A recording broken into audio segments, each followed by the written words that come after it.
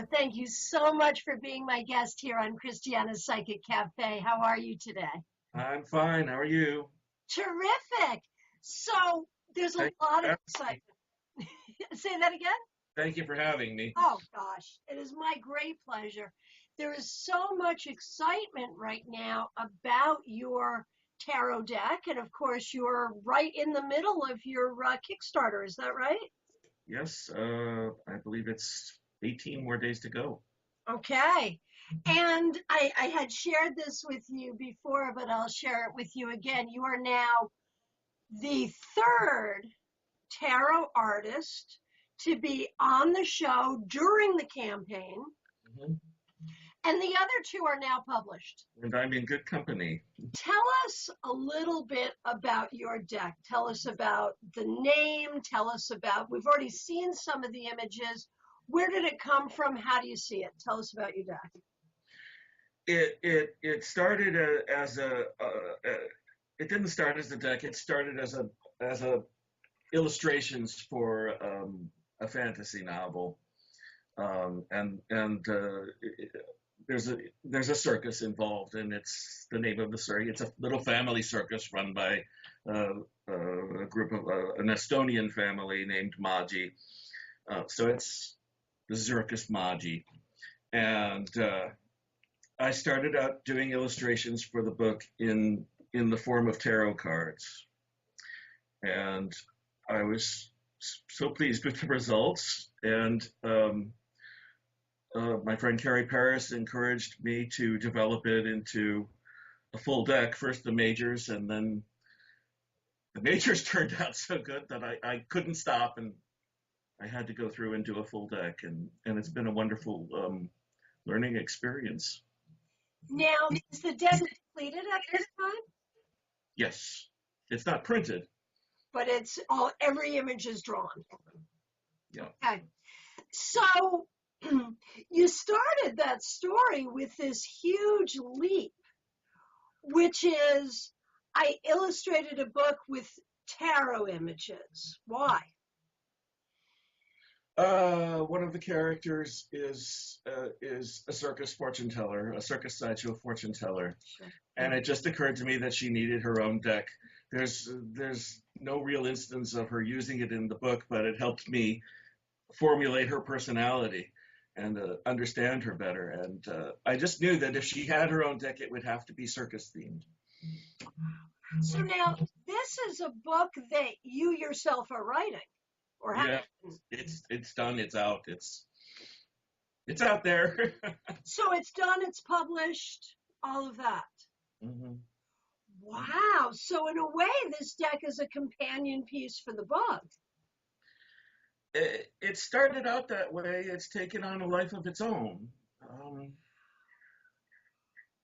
You know, what do you think about this? I think every creative person that I've ever spoken with knows about that thing that happens when you're writing or when you're drawing or whatever your medium is, when it does what it's going to do. Your characters act in the way they're going to act. No, you're doing your job right when the characters finally stand up and start walking around on their own and telling you what they would do in any given circumstance. Right. And then you can't always just write according to your plan, because they're not following your plan anymore. They're saying, no, that's not the way it happened. Sorry, I wouldn't do that. So when it comes to tarot deck designs, I've always found that process very interesting, because a lot of tarot artists are very specific.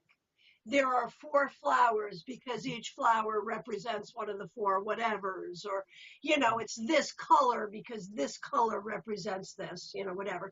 And there are other tarot artists who just go with that very organic process of letting each card come up from that subconscious space of spirituality and imagination that I guess is the third eye.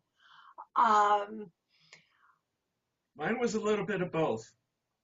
I did a lot of research. I looked at a lot of the symbolism. I wanted it to be a working deck.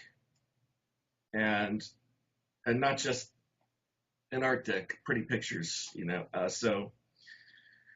So I did a lot of reading. I looked at a lot of decks. I researched, and then it sort of connects with things in your back brain, things.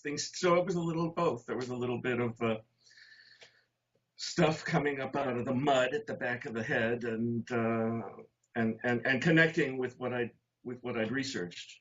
Mm-hmm. So the best part is when you've done enough research and then you're searching for images and you find something that just screams to you, oh, I belong on the Three of Pentacles or whatever.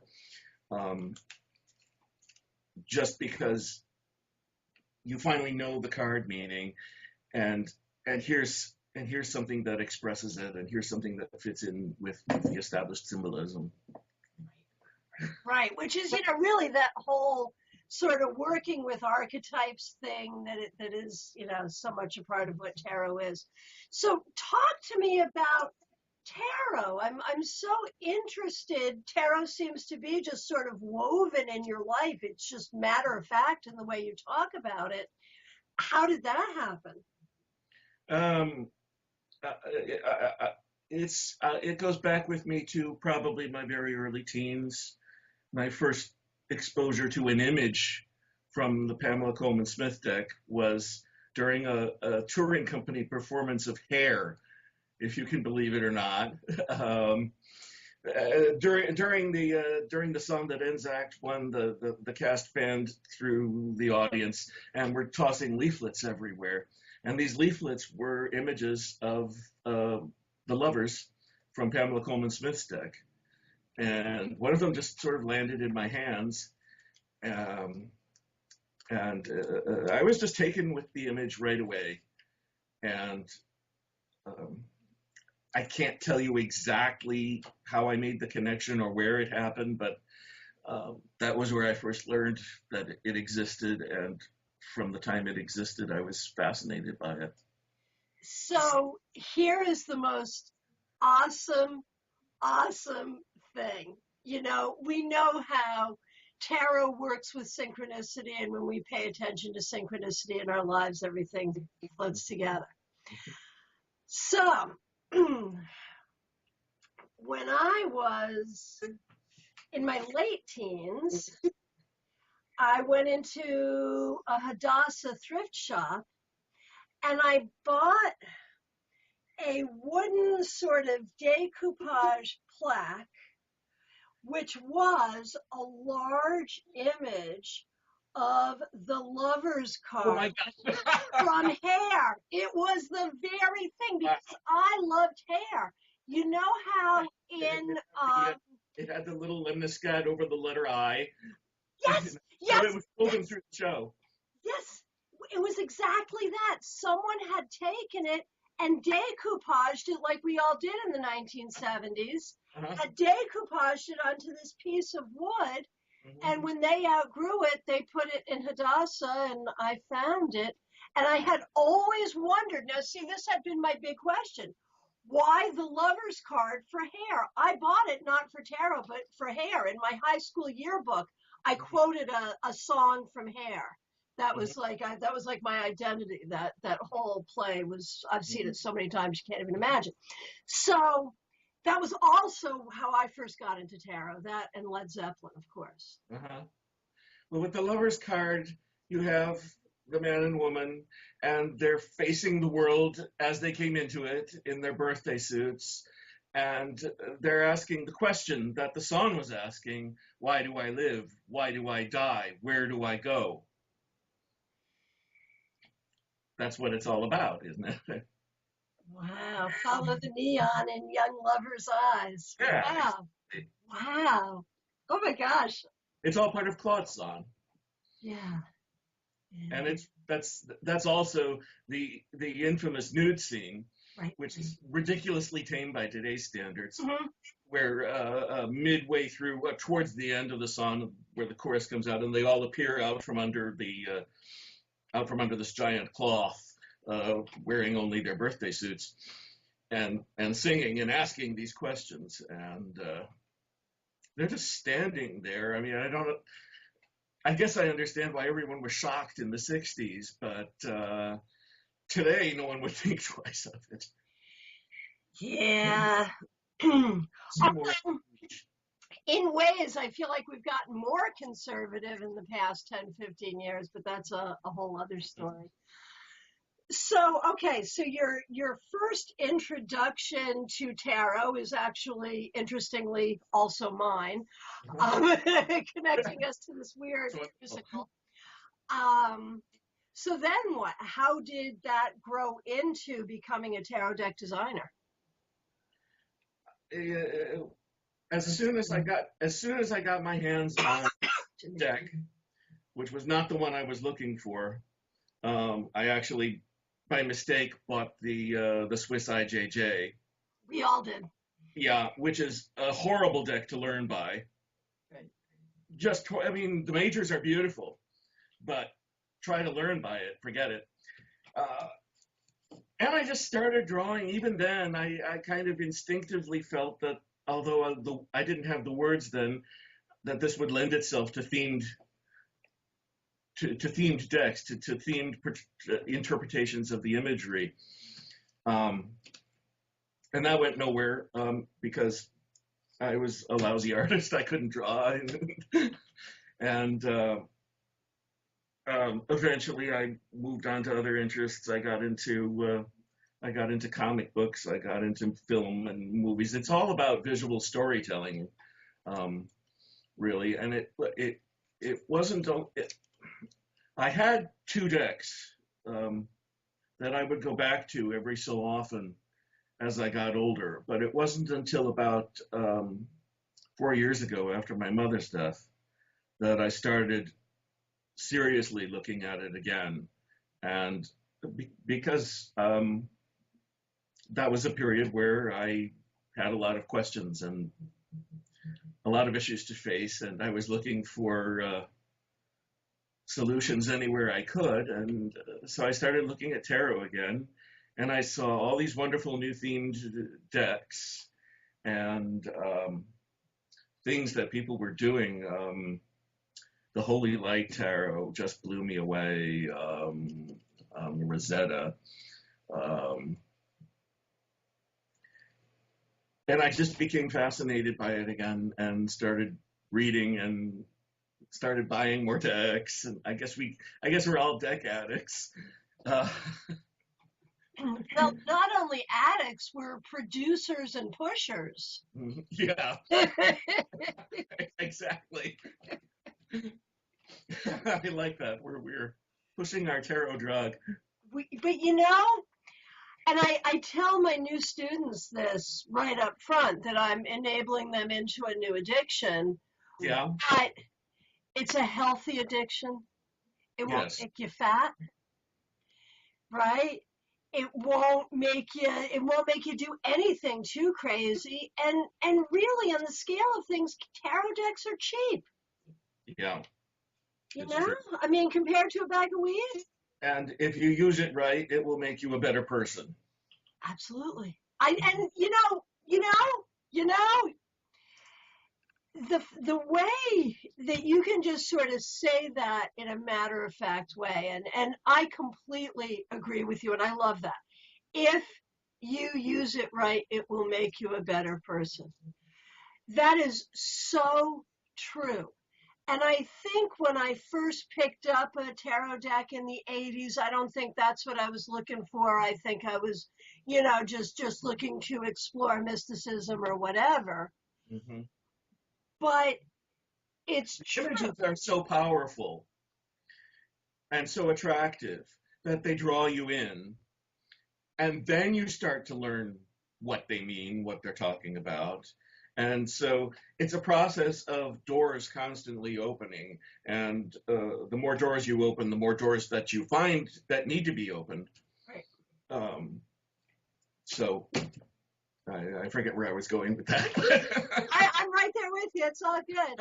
So you're an artist, you're a novelist, you're a tarotist. What else are you? I don't read professionally, and I wouldn't dare to. I don't enjoy reading for other people. Okay. Uh, um, because you're eventually going to run into a situation where you have to tell somebody something that they don't want to hear. And my father and his wife had me over to for lunch a few weeks back, and they wanted me to do a reading for his wife. I'd already done one for my dad a week earlier, and that's interesting because they turned out so connected. But anyway, uh, the four of Pentacles came up in a very prominent position, and I suddenly found myself in a position where I had to tell my father's wife, "Oh, you're a miser and you're a control freak," both of which are sort of true, by the way. And I was going from her to my dad and looking at my dad for help. But it was, how do I say this? I don't want to say this. I didn't want to be there. I wanted to crawl under the rug. But the two readings that were done, that they did a week apart, were so fascinating because they both came up almost all pentacles. And in fact, they're facing a lot of practical concerns right now because they're getting ready to move from Maine to out west, and it's going to be the last time my father moves. He's in his late 80s now. I'll probably never see him again. Anyway, they're selling furniture. They're arranging their lives. So the Suit of Pentacles, my God, it just was perfect for them. Sure.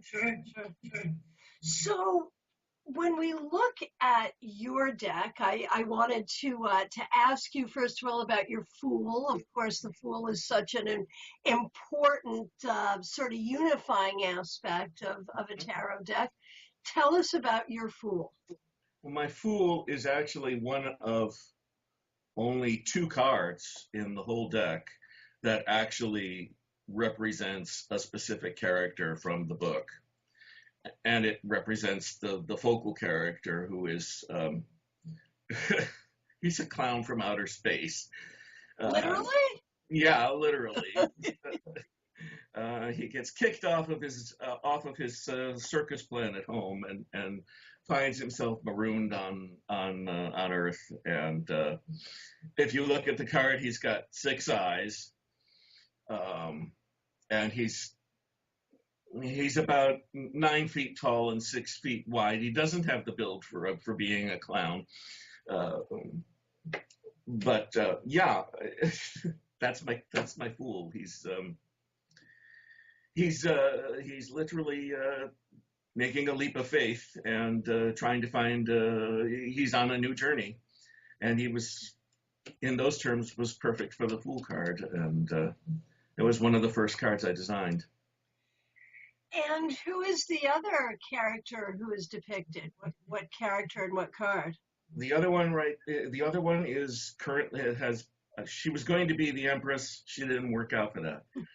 She's now the Queen, the Duchess of Cups, of buckets in my deck, and she's the animal boss of the circus. Nice. Specifically works with elephants, and elephants are kind of my animal of choice for the Suit of Cups because they're so connected to water. Sure. And they're so emotional, and they do have deeply feeling lives. Sure.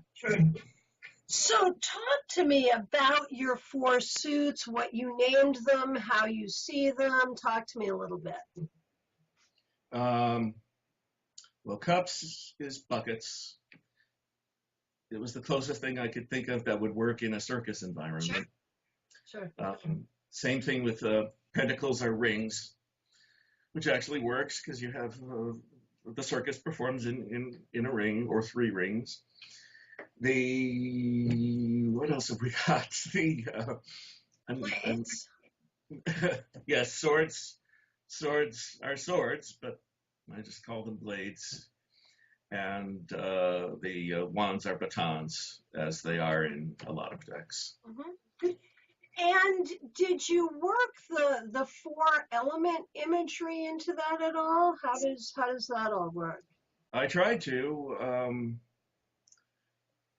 not specifically. There were no elements that were common to every card. Some of them don't even have the swords or the wands in them. But the short answer is yes, but it didn't always take a predictable form. Sure. And I want to talk a little bit about your life as an artist. Tell us about that. I'm no different from anybody else. It's just been a long, strange journey. you know.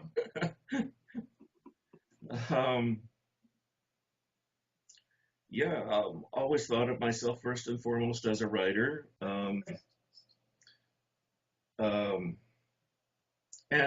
that I had a few minor successes at that, but life gets in the way, and crap happens, and you just find your way, and that's kind of what happened here. I just kind of found my way to this point in time, working on this particular project. So clearly you seem to have sort of this, the circus imagery seems to be not a random choice for you, but a resonant one. Am I right? Yeah, I've always, from the time I was a little kid, most people sleep with teddy bears. I had a little clown. I still got him. I don't sleep with him anymore. Yes, you do. No. Well, he'd fall apart if I did. But, he's very ragged and broken up now. But I'm not one of those people who's afraid of clowns. But, it is interesting when I look at your cards, and they are so evocative. I'm really thinking that the process of reading with your deck will be intense, I'm thinking. Thank you. And I would not say the cards are scary, but there is a darkness to them in a way, no? And that's and that in part has to do with the theme, because circuses have their dark sides, and they can be dangerous. They can be dangerous for civilians, but they can be dangerous for the people who perform in them. People die doing this stuff. Sure. Even the modern circuses like Cirque du Soleil have a dark edge to what they do. Sure. They have both extremes and everything in between. They show darkness and light, and it's a great metaphor for life. Absolutely. So tell us about sort of where we are in the history of your deck. You have already published the majors only version, is that correct? Yeah. And yeah, show. Yay. Here they are. And now you are ready to publish the full 78 card deck. Yep. Okay. How do we help? Scary. It's a little scary. I'm using the Kickstarter service as a way of taking pre-orders in an above board way, so that if the goal isn't met, nobody gets charged and nobody's going to be out any money, and I don't have to be responsible for returning people's money if for some reason it doesn't happen, if the goal isn't reached. And what's the goal? It's going to cost. It's going to cost about $9,000 to publish the deck, to print it, and so that's what I'm just trying to raise it just enough to cover the printing costs, because I don't have that kind of money, folks. Well, and this has been, I think, the tarot world has changed so much. I have been in tarot since the 80s. And the tarot world first changed with US Games printing more decks, and then Llewellyn, and then Llewellyn's partnership with Lo Scarabeo, and then Schiffer, so there's been more publishers. But now, with this whole opportunity for crowdfunding, it used to be that if you self-published anything, and I'm sure you remember this, you're a writer, what did we call it? We called it vanity press. Yeah. And it was a bad idea. It was a bad idea. It was just another form of masturbation. Absolutely. Absolutely. No, it was very much looked down on by anybody who had any sense at all. Right. And there were a lot of scammers out there who were just willing to take advantage of writers and artists. Sure. So it was not something that you did. Right. Everything's changed now. The internet's changed everything. The new printing technologies have changed everything. A lot of the big mainstream publishers, Random House, those guys, they're dead in the water and they don't even know it yet. My personal feeling is that a creative person is wasting their time submitting to these people. Because your work isn't even judged by a person, it's judged by a committee. It's judged by an agent. Editors aren't even editors anymore. They're acquisitions people. And they let the agents do the selecting. And the agents are specifically focused on ever narrowing bands of audience levels. Absolutely. So we're going to put the URL on the screen here. People can go and show their support right now, and that's a pre-order. So by doing that, not only are they supporting getting this deck into publication, but also making sure that they can have a first-run copy. Exactly.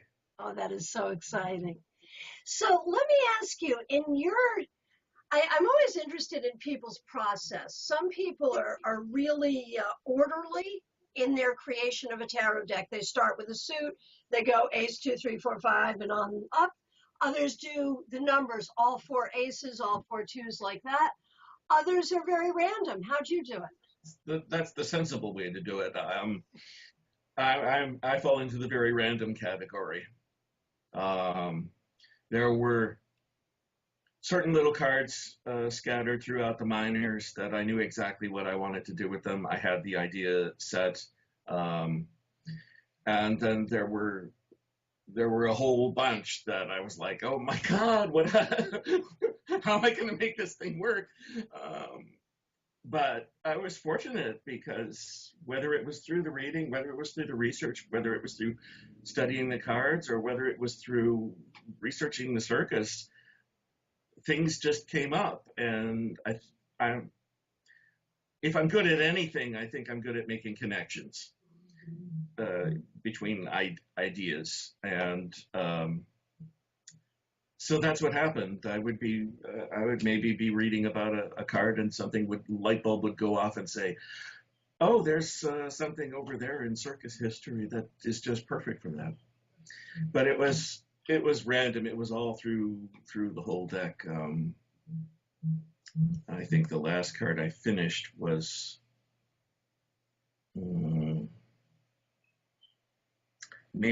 actually I think the last card I finished was the 10 of Pentacles, but that wasn't by design. Even though it's the last card in the deck, it wasn't by design. That's cool. Yeah. Now, some tarot artists have commented to me that as they're working on a particular card, designing the card, drawing the card, the lessons of those cards, that particular card, and the images of that particular card and the archetypes will show up at that time in their lives. Did that happen to you? Yeah, not with every card, but I did notice once in a while little strange convergences.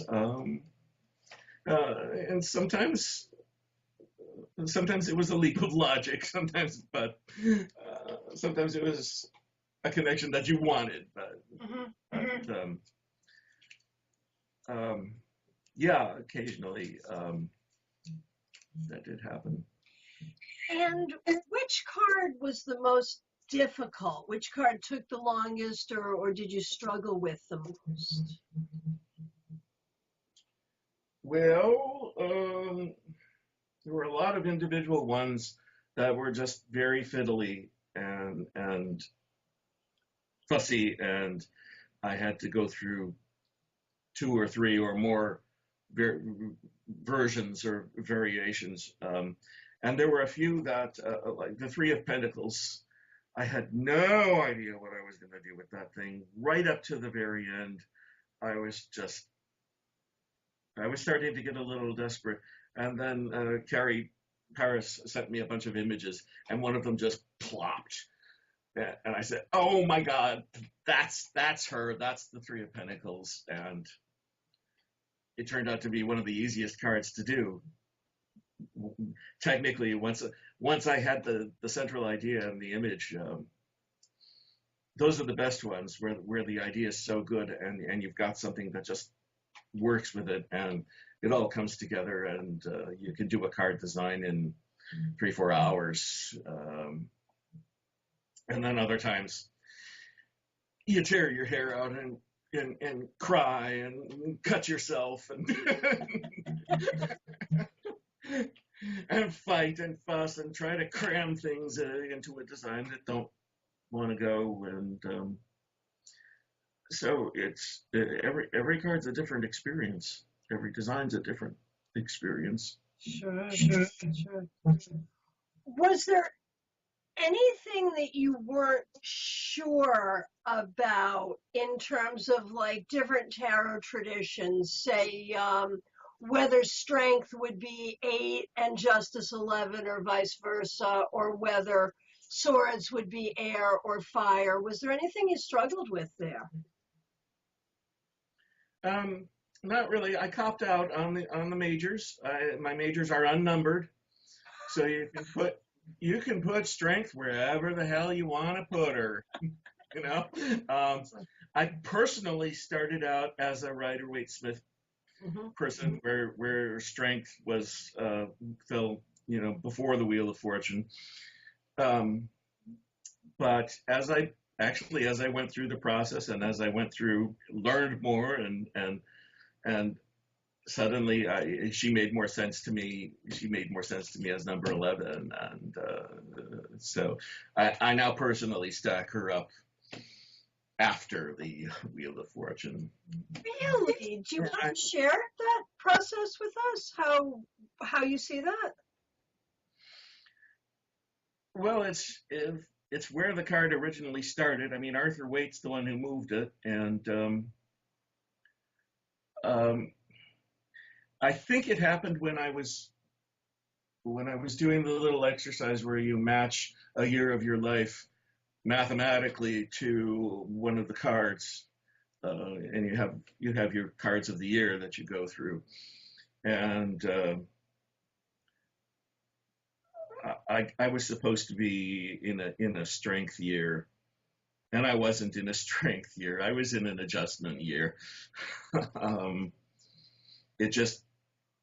It made more sense in the context of my life to move it.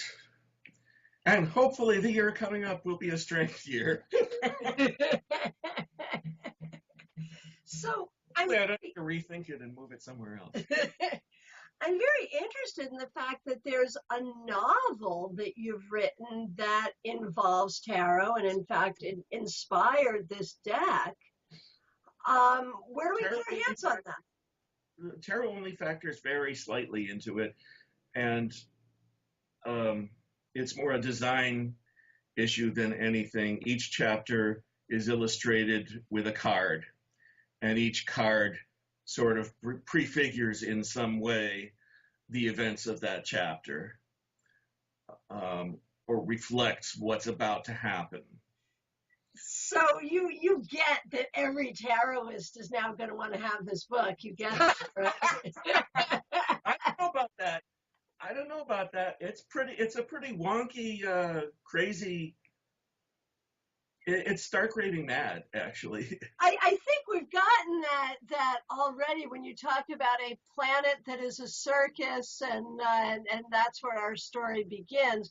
But tell us again the title of the novel. It is called See Them Dance, and the subtitle is From the Positively Spectacular Adventures of Cranch the Clown. See Them Dance. There it is. Wow. And there it is. It's a clown in outer space. Yeah. Now, okay, we've already talked about hair, and you and I are of a certain age. And when I think about clowns in outer space, I think of, experiencing Grateful Dead shows or whatever. Go ahead, share. Where did clowns in outer space come from? Well, you mean philosophically, or philosophically or chemically?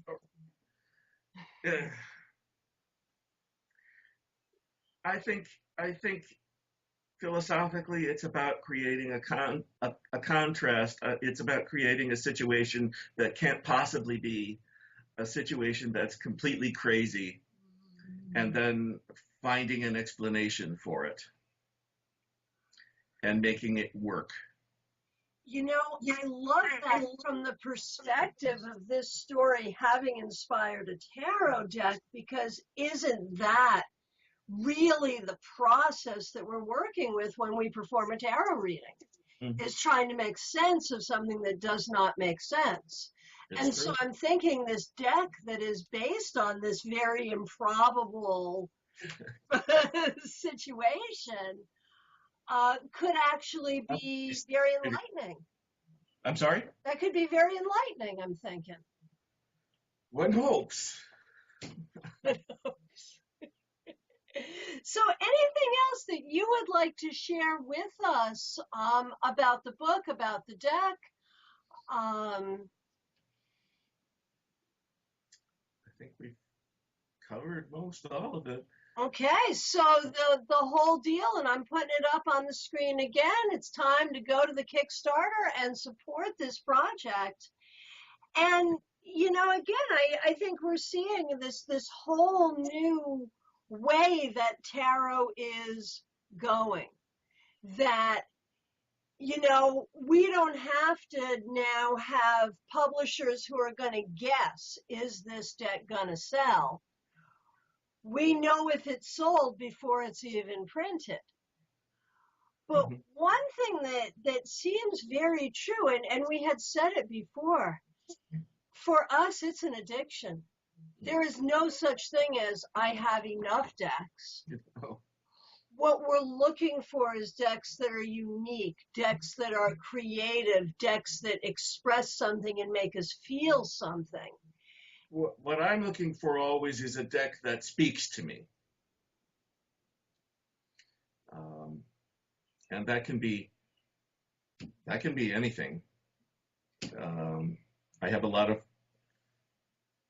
don't have a huge collection, but I have a lot of different styles, but they all, I feel, connected to each one of them in some way. And it's a different way for each deck. Example. What is a deck that you feel connected with?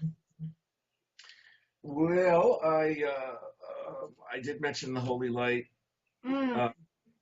It's not one that I confess to understand totally, and I thank God I've got her book in the iPad app that I could reference to. But just the classical imagery, it looks like an ancient deck, and and it draws you back and it draws you in, and for the most part, the symbolism is instinct. You can understand it on an instinctive level, even though she's got these huge descriptions behind it and marvelous ideas behind it. That's just one. On the other end of the scale, I really just am tickled to death by the Halloween tarot. Are you really? I'm just tickled to death by it. I love it's almost purely a Rider-Waite-Smith clone. Sure. But I'm just tickled to death by it. It's my favorite holiday, so you know. Really? And how do you celebrate Halloween? How do you like to celebrate Halloween?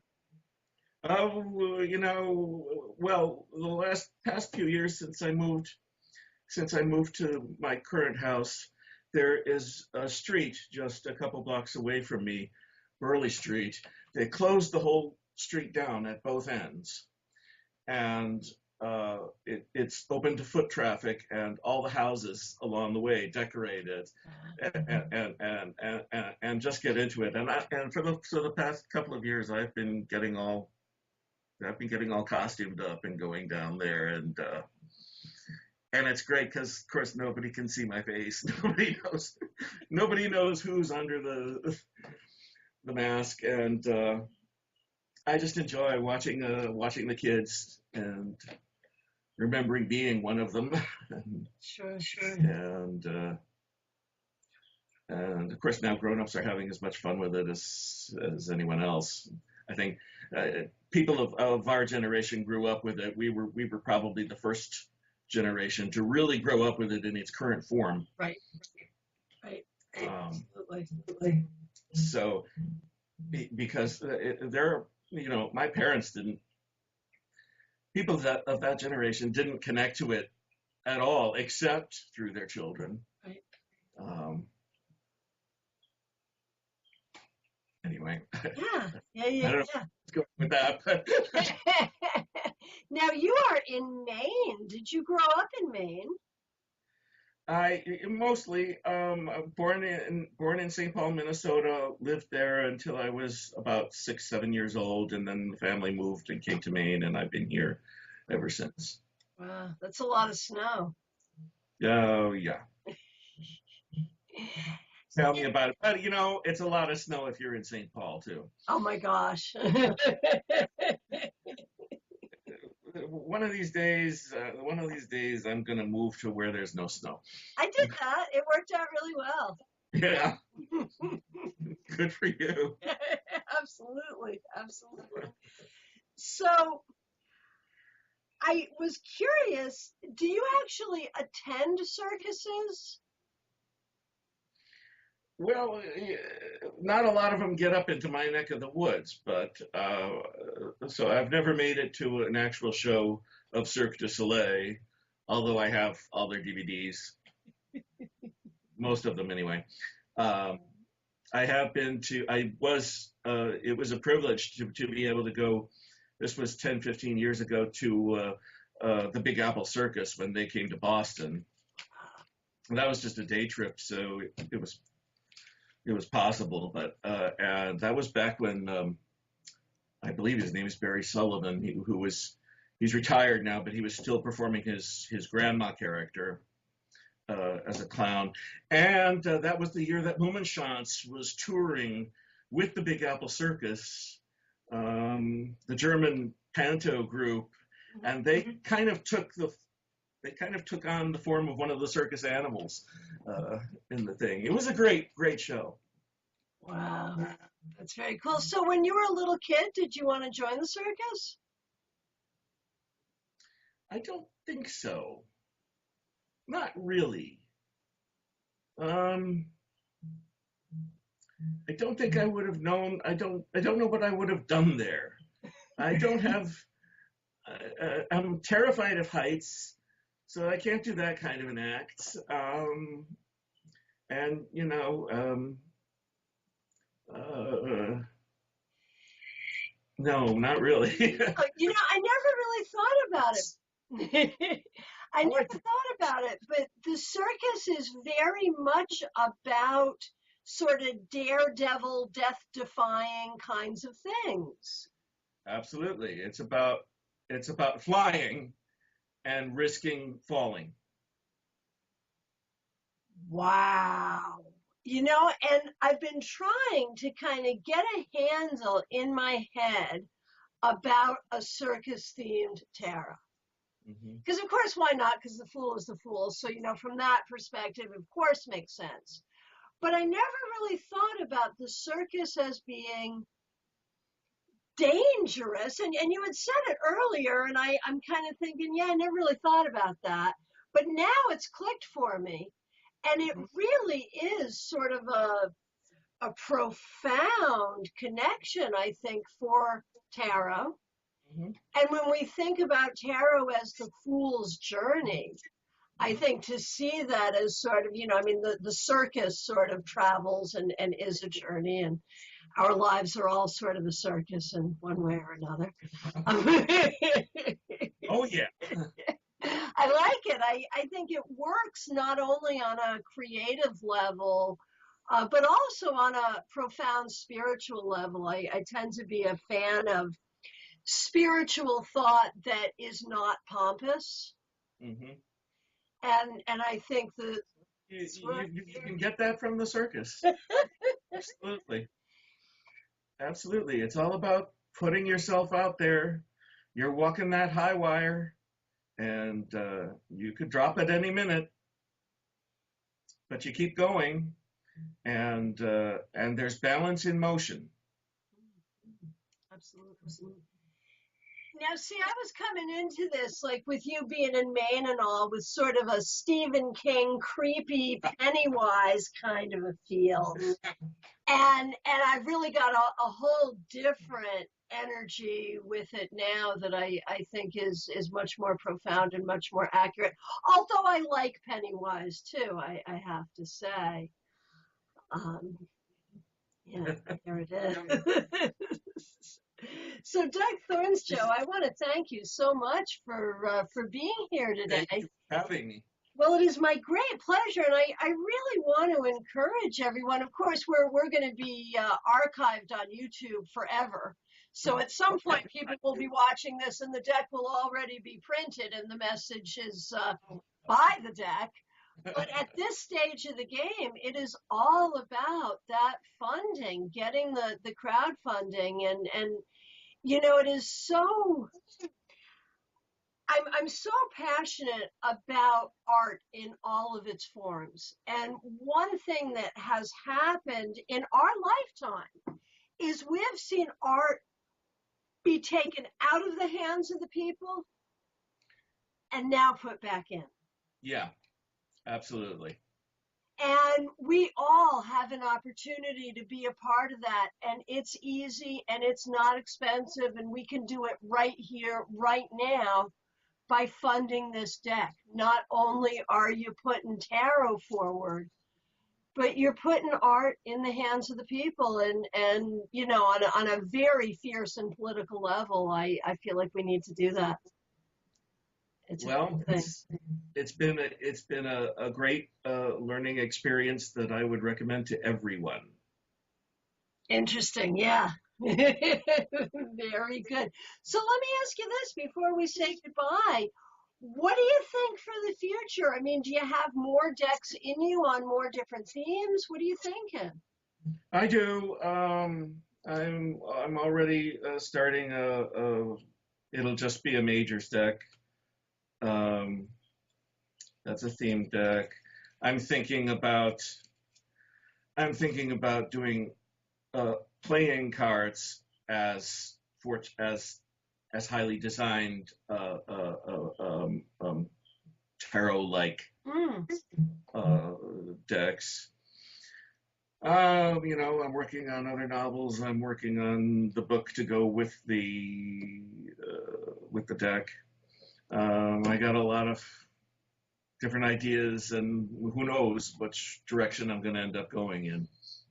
Wonderful.